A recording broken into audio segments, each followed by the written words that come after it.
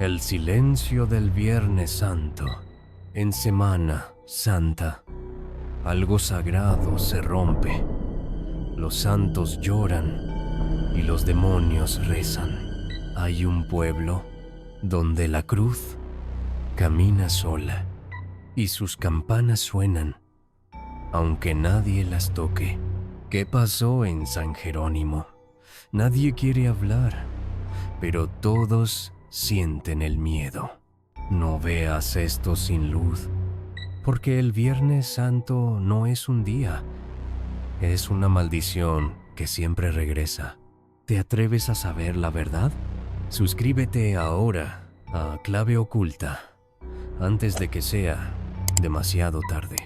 El pueblo que olía a pecado.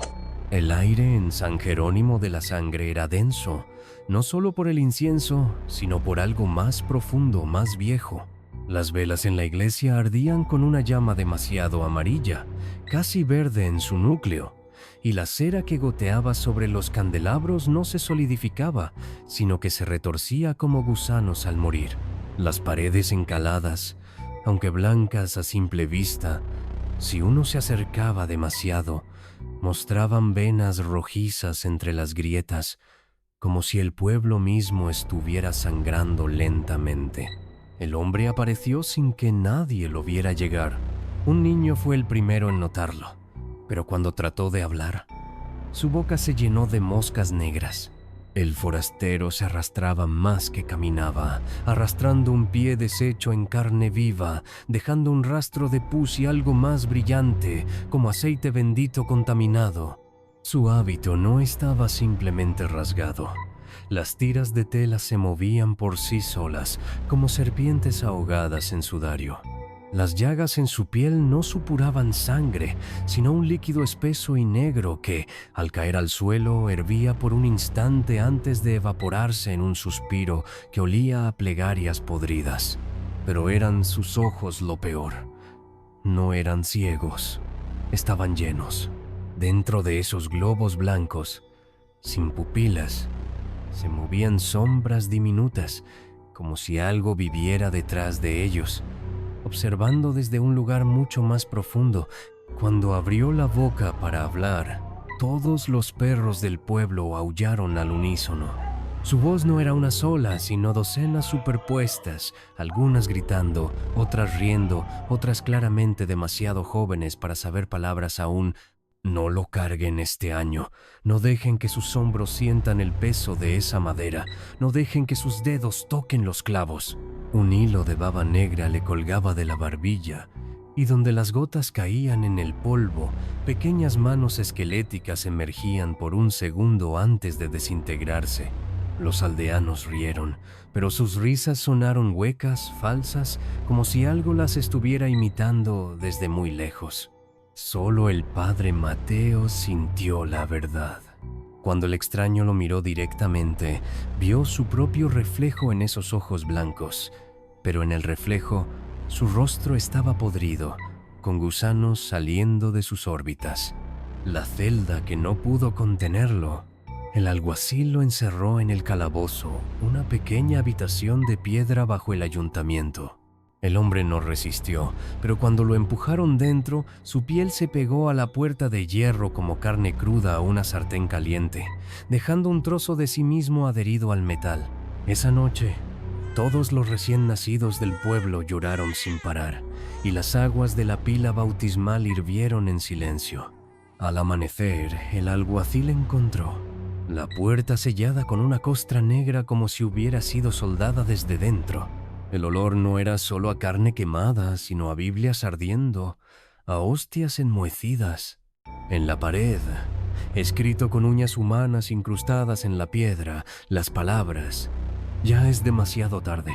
Y debajo, una figura dibujada toscamente, un árbol de crucifixión, pero con raíces hechas de lenguas retorcidas. El alguacil corrió a buscar al padre Mateo, pero cuando regresaron, la celda estaba impecable, como si nadie hubiera estado allí jamás, excepto por una mancha en el techo, que gotaba sangre absolutamente fría. Nadie supo entonces que el extraño no había sido un profeta, ni siquiera una advertencia. Había sido una carnada, algo mucho más antiguo que el pueblo había necesitado que alguien pronunciara esas palabras exactas para que el ritual pudiera comenzar, porque en Semana Santa las palabras tienen poder. Y ahora, alguien o algo las había dicho en voz alta. Los sueños sangrientos.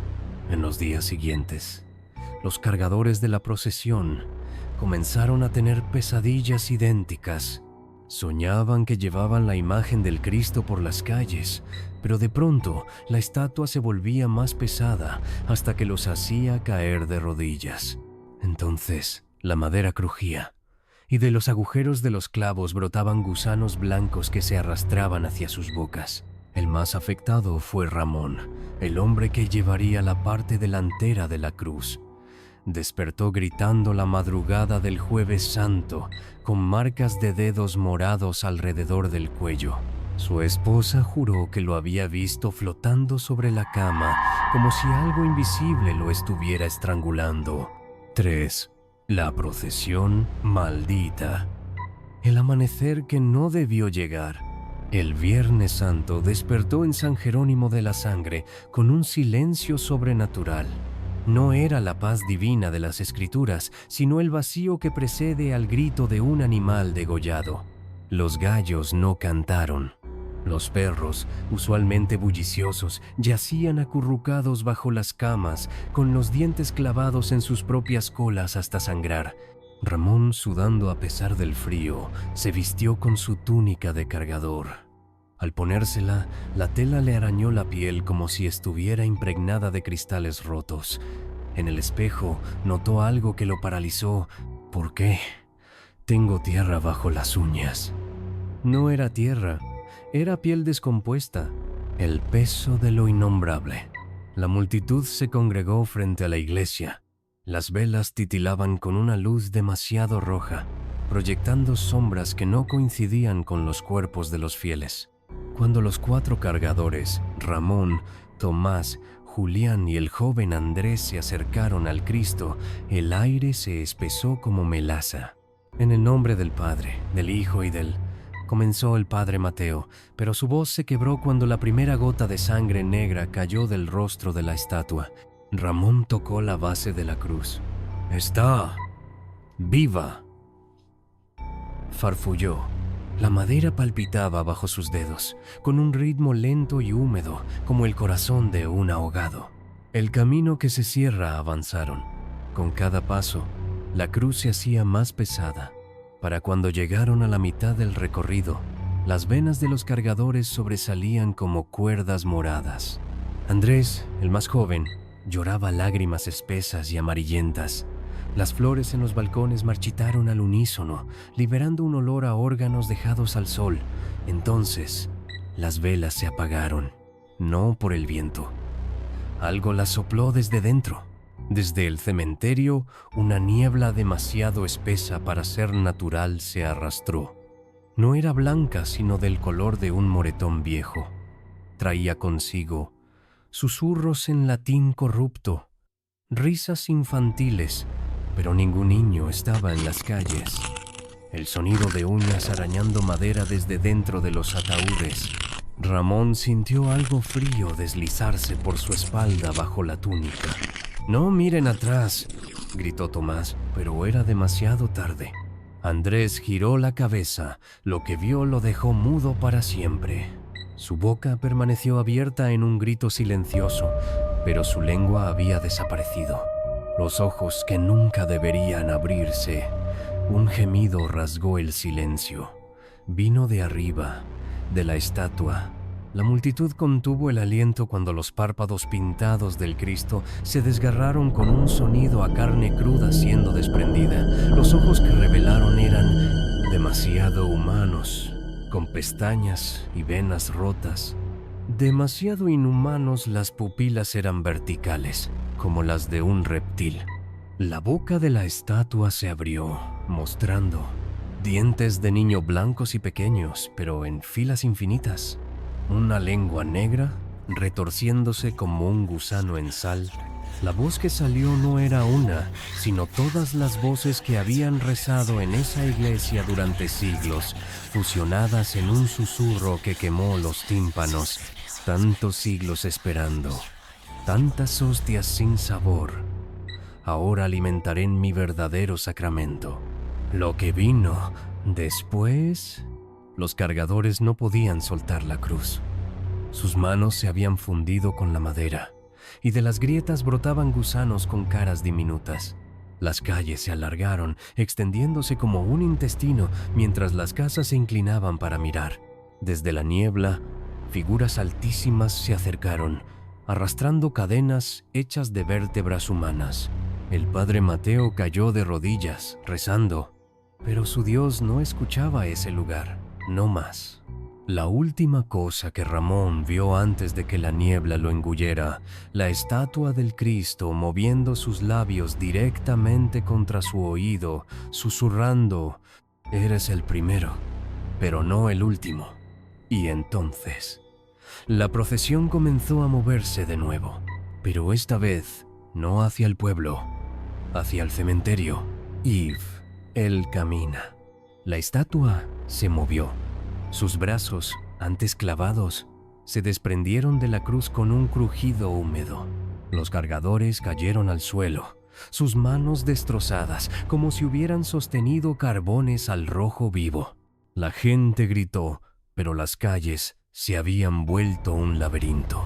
Las casas, antes familiares, ahora tenían puertas demasiado altas y ventanas que sangraban. Desde las sombras, figuras encorvadas emergieron. Vestían túnicas podridas y arrastraban cadenas.